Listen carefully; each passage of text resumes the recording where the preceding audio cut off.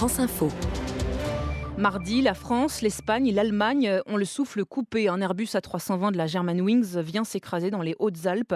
149 morts et un copilote rapidement accusé par la boîte noire, accusé d'avoir volontairement projeté l'appareil contre les montagnes. C'est une catastrophe très traumatisante qui peut vous paralyser au moment où vous allez peut-être prendre l'avion. Alors il existe des stages pour maîtriser sa peur et son angoisse en vol. Vous en proposez, Nicolas Coccolo, bonjour. Bonjour. Vous êtes pilote professionnel, gérant et formateur chez peurdelavion.fr. Vous proposez des stages à Paris et à Marseille. Que dire à ceux et celles qui aujourd'hui ne veulent plus monter à bord, que cet événement a profondément choqué? Effectivement, il va choquer pendant quelques mois les mémoires de beaucoup de personnes. Je rappellerai que c'est un cas rarissime dans l'histoire de l'aéronautique commerciale, puisqu'on compte à peu près 5 cas de suicide en vol. Je rappelle pour information que l'année dernière, en 2014, il y a eu plus de 38 millions de vols tués. Donc c'est vraiment très très rare. Donc en fait, pour rassurer vos stagiaires, vous vous basez sur des statistiques finalement plus rationnelles que leur peur, c'est ça? Tout à fait.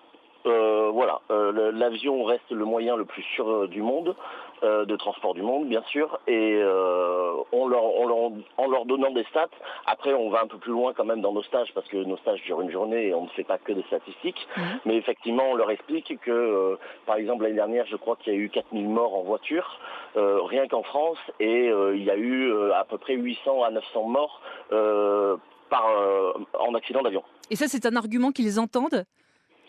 Oui, parce que à force de leur montrer des chiffres et de leur expliquer en fait ce qui se passe dans un avion, comment un avion vole, de leur expliquer aussi la partie psychologique, Mhm. de leur expliquer les bruits qu'ils entendent en tant que passagers dans la cabine. Voilà, on rationalise tout ce qui se passe pour bien leur expliquer voilà, qu'on ne fait pas n'importe quoi, que le cas de ce vol de Germanwings, c'est un cas à part Mhm. et rarissime. Est-ce que depuis 5 jours, depuis ce crash, vous notez une recrudescence des demandes? Est-ce que vous avez plus de monde qui frappe à vos portes? Ça explose. Ça explose, c'est-à-dire qu'en règle générale, on avait 2-3 demandes quotidiennes et depuis mardi, je suis passé à presque 30 à 40 par jour. Et quelle est la demande de ces gens qui viennent vous voir? Qu'est-ce qu'ils attendent de vous? Eh bien, en fait, ils se renseignent surtout sur le déroulé et le contenu du stage, savoir les dates possibles, parce que c'est vrai que les gens commencent à préparer leurs vacances d'été, donc ils savent qu'ils vont prendre l'avion, et bon, ce drame malheureusement tombe au mauvais moment pour eux. Donc, ils se renseignent pour faire des stages rapidement avant de partir en vacances. Ils ont besoin peut-être aussi d'un soutien psychologique. Dans vos stages, vous avez donc la première étape où vous parlez des statistiques, comme vous nous l'avez dit, et ensuite c'est aussi de montrer le fonctionnement de l'avion et de parler à des psychologues. Tout à fait. Le stage se compose en 3 parties. Donc vous avez une première partie avec moi où on parle effectivement des statistiques, mais on va reprendre toute la durée du vol, du décollage jusqu'à l'atterrissage, en passant par toutes les phases du vol, pour voir tout ce qui se passe dans le cockpit, que font les pilotes. On va parler aussi de la météo, des turbulences, des trous d'air, bien sûr. La deuxième partie se passe avec un psychologue spécialisé dans les comportements et dans les phobies, qui justement va les aider à rationaliser, va leur aider à baisser leur anxiété à l'approche des vols.